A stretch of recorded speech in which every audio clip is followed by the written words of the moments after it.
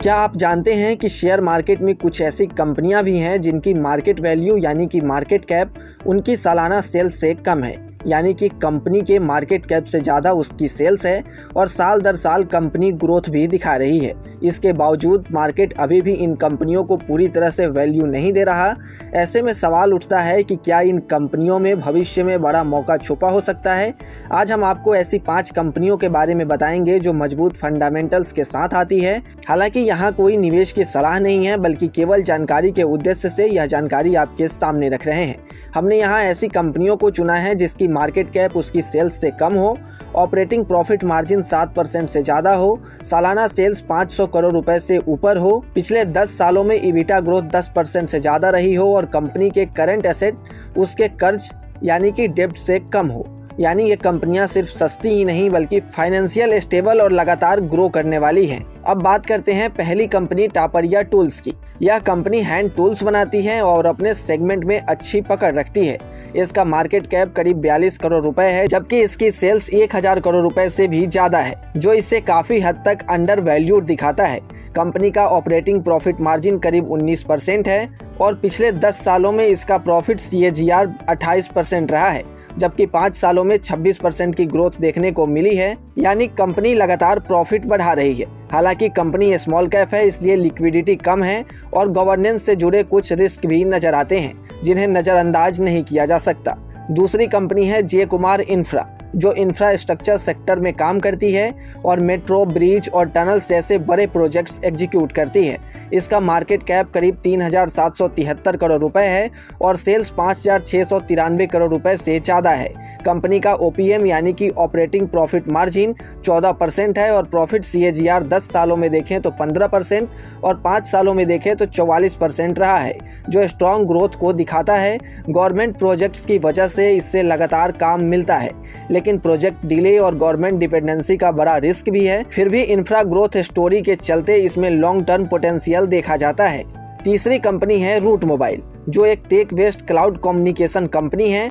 इसका market cap करीब 3185 करोड़ रुपए है और सेल्स 4408 करोड़ रुपए। कंपनी का OPM यानी कि ऑपरेटिंग प्रॉफिट मार्जिन 12% है और प्रॉफिट CAGR 10 सालों में देखें तो 18% और 5 सालों में देखें तो 19% का रहा है। डिजिटल और टेलीकॉम सेक्टर की तेजी का फायदा इसे मिला है और इसका बिजनेस ग्लोबल लेवल पर भी फैला हुआ है। हालांकि टेक सेक्टर में कंपटीशन काफ़ी ज़्यादा है और तेजी से बदलती टेक्नोलॉजी भी इसके लिए चैलेंज बन सकती है। चौथी कंपनी है कल्पतरू प्रोजेक्ट्स, जो EPC और इंफ्रास्ट्रक्चर प्रोजेक्ट्स जैसे पावर ट्रांसमिशन और एनर्जी सेक्टर में काम करती है। इसका मार्केट कैप 22,156 करोड़ रुपए है और सेल्स 27,143 करोड़ रुपए। कंपनी का OPM यानी कि ऑपरेटिंग प्रॉफिट मार्जिन 8% है और प्रॉफिट CAGR 10 सालों का देखें तो 25% और 5 सालों का अगर प्रॉफिट CAGR देखें तो 14% रहा है। इसके पास स्ट्रॉन्ग ऑर्डर बुक और इंटरनेशनल प्रेजेंस है, जो इसके फ्यूचर ग्रोथ को सपोर्ट करता है। लेकिन हाई डेब्ट और एग्जीक्यूशन रिस्क जैसे फैक्टर्स को ध्यान में रखना जरूरी है, क्योंकि इंफ्रा कंपनीज में एक कॉमन चैलेंज होते हैं। पांचवी कंपनी है चंबल फर्टिलाइजर्स, जो फर्टिलाइजर सेक्टर की एक मजबूत कंपनी मानी जाती है। इसका मार्केट कैप करीब 18,000 करोड़ रुपए है और OPM 9% है। कंपनी का प्रॉफिट CAGR 10 सालों का देखें तो 22% और 5 सालों में यह 7% रहा है। एग्रीकल्चर सेक्टर की स्टेबल डिमांड इसे सपोर्ट करती है, जिससे इसका बिजनेस रिलेटिवली स्टेडी रहता है। लेकिन गवर्नमेंट पॉलिसीज, सब्सिडी स्ट्रक्चर और कमोडिटी प्राइसेस में बदलाव का असर इस पर साफ दिख सकता है। अब अगर इन सभी कंपनियों को एक साथ देखें तो एक बात कॉमन नजर आती है। कंपनियां strong sales, consistent profit growth और रीजनेबल वैल्यूएशन दिखाती है। यानी ये सिर्फ सस्ती नहीं बल्कि इसके फंडामेंटल्स भी ठीक ठाक दिखाई देते हैं। लेकिन यहाँ यह समझना बहुत जरूरी है कि सिर्फ रेशियो देखकर इन्वेस्टमेंट डिसीजन लेना सही अप्रोच नहीं होता। हर कंपनी के साथ कुछ रिस्क फैक्टर जुड़े होते हैं, जिन्हें समझना उतना ही जरूरी है जितना कि उनके नंबर्स को देखना। इसलिए अगर आप इन्वेस्टमेंट के बारे में सोच रहे हैं तो हमेशा अपनी रिसर्च खुद करें, ना कि दूसरों के भरोसे से रहें। अगर दूसरों के भरोसे से रहें तो आप अपने एक्सपर्ट्स की सलाह लें, कंपनी का बिजनेस मॉडल समझें, मैनेजमेंट की क्वालिटी देखें और लॉन्ग टर्म पर्सपेक्टिव के साथ डिसीजन लें।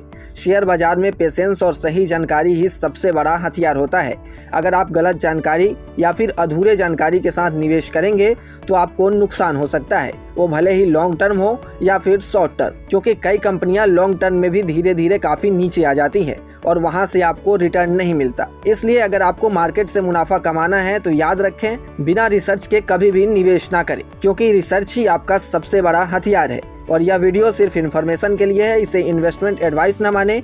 और ऐसे ही तमाम अपडेट्स और शेयर मार्केट से जुड़ी तमाम जानकारी के लिए आप बने रहें गुड रिटर्न्स डिजिटल के साथ।